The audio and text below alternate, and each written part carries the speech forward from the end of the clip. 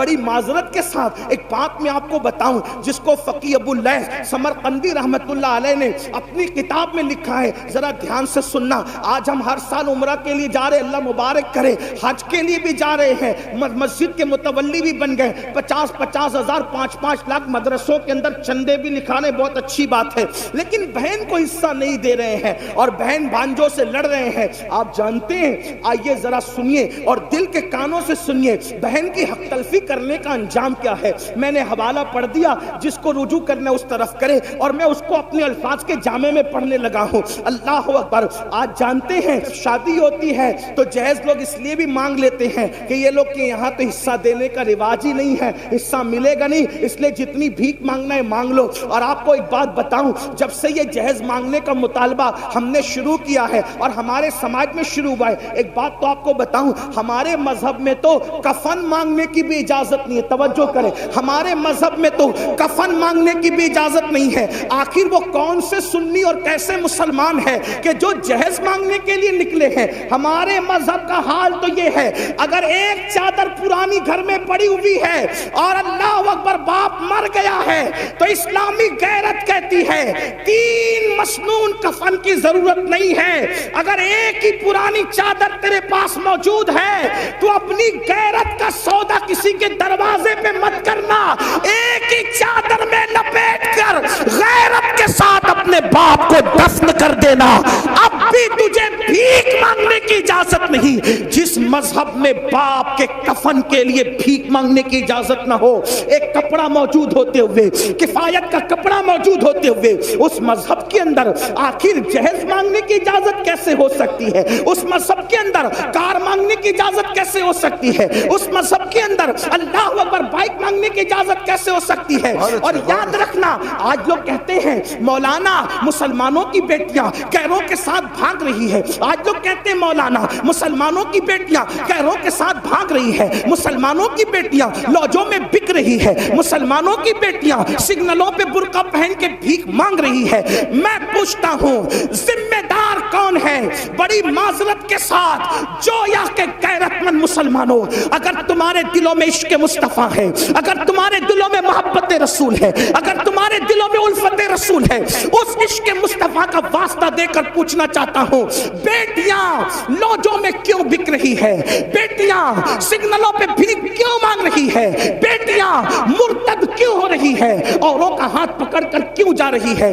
ذمہ دار کون ہے؟ کیا وہ بیٹی جس نے کسی کا ہاتھ تھام لیا صرف وہ ذمہ دار ہے؟ نہیں، بلکہ ذمہ دار ہم سب ہیں، ذمہ دار پورا معاشرہ ہے۔ اس کی وجہ تو یہ بات ہمارے معاشرے میں ہوتی ہے کہ بیٹیاں بھاگ رہی ہیں، مرتد ہو رہی ہے، مذہب چھوڑ رہی ہیں۔ ذمہ دار کون؟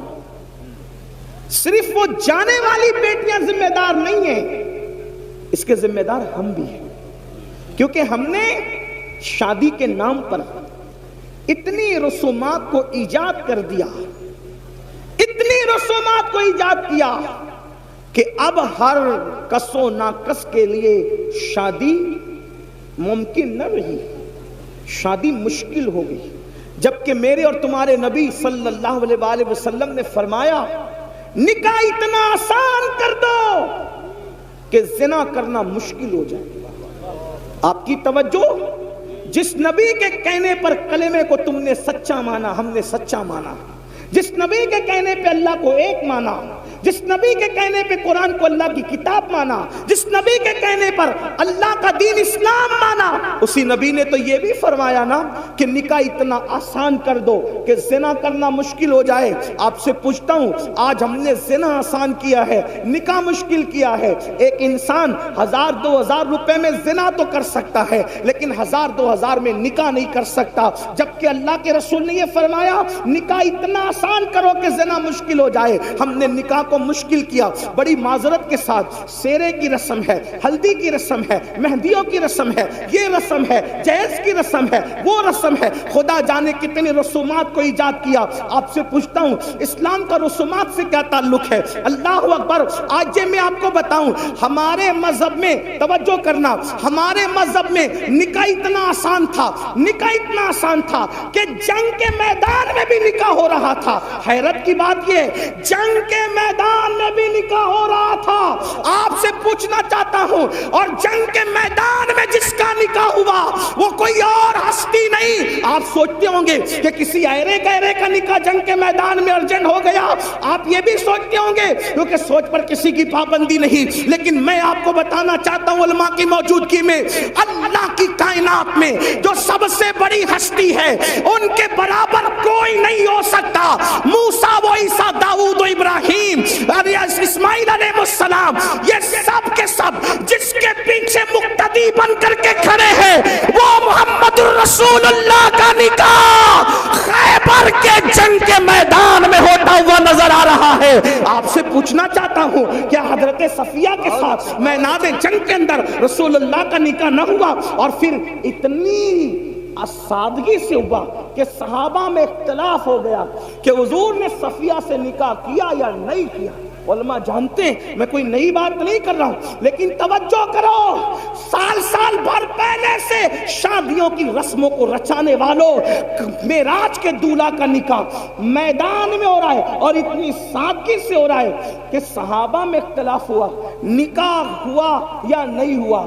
تو صحابہ میں سے چند صحابہ نے کہا کیوں بحث کرتے ہو، انتظار کرو.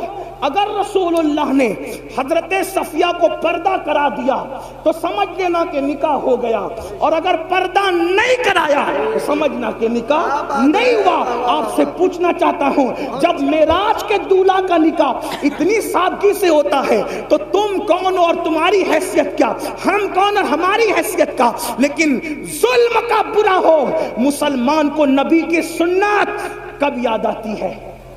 کب یاد آتی نبی کی سنت؟ مسلمان کو نبی کی سنت اسی وقت یاد آتی ہے جب اس کا اپنا فائدہ ہوتا ہے. مطلب وہ سنت کا نہیں، اپنے فائدے کا پابند ہے. ایک بات آپ کو بتاؤں، مسلمان کتنی سادگی سے کہتا ہے مولانا جہیز دینا تو سنت ہے نا، رسول اللہ نے اپنی شہزادی کو جہیز دیا، تو جہیز دینا سنت ہے، جب سنت ہے تو دو. ہم نے کہا یہ بہت بڑے محققین اور علماء ہیں، میں ایک بات آپ سے کہتا ہوں، ہمت کہہ کے کہتا ہوں، اگر غلطی ہوگی تو ابھی اصلاح ہوگی، اور اگر یہ اصلاح کر دیں گے ابھی کر دیں گے. اگر صحیح کہہ رہا ہوں اور غلط کہہ رہا ہوں تو اصلاح کر دیں گے، صحیح کہہ رہا ہوں تو آپ کو ماننا چاہیے. رسول اللہ نے اپنی بیٹی کو جہیز نہیں دیا. جہیز دینا کوئی سنت نہیں. یہ ایک طالب علم کا، قرآن اور حدیث کے طالب علم کا دعویٰ ہے. مناظرے مباحثے اور اس کا شوق نہیں ہے، نہ میں مناظر ہوں نہ میں بحث والا آدمی ہوں، لیکن میں آپ کی عدالت میں ایک بات رکھ رہا ہوں علماء کی توجہ کے ساتھ. توجہ آپ کی اسی بات توجہ سے سن لیں. جہیز دینا سنت نہیں ہے. جب دینا سنت نہیں تو لینا بھی سنت نہیں. پھر آپ کہیں گے کہ وہ مثنوی میں، پھر مفتی احمد یار خان نعیمی نے، اور پھر فلاں بزرگوں نے جو جہیز کی فہرست بنائی ہے اس کے بارے میں تو کیا کہتے؟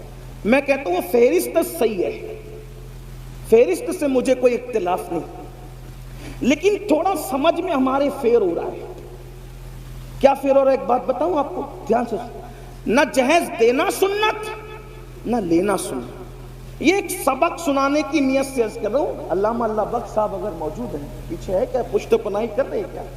ہے بہت دور چلے گئے.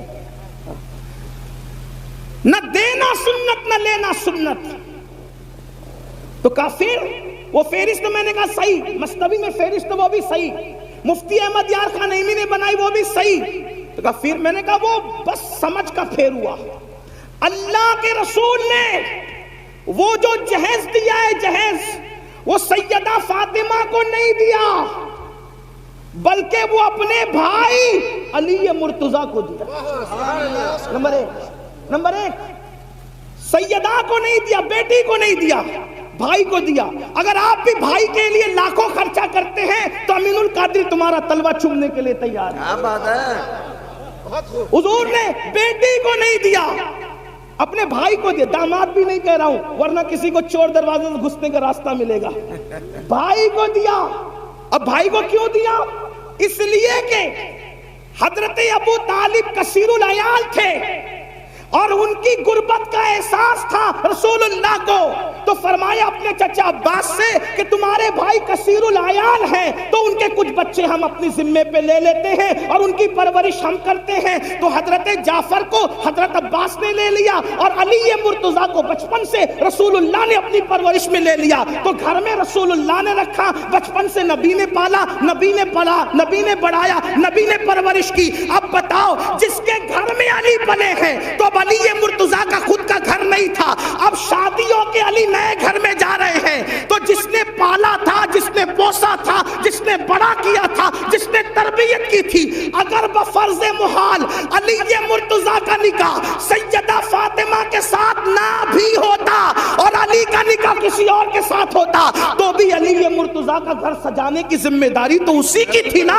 جس نے بچپن سے پرورش کی تھی، جس نے بچپن سے پرورش کی تھی، انہی کی ذمہ داری تھی۔ تو لوگوں کو مغالطہ یہ ہو رہا ہے کہ جہیز بیٹی کو دی، بیٹی کو جہیز نہیں دیا، بھائی کے لیے انتظام کیا۔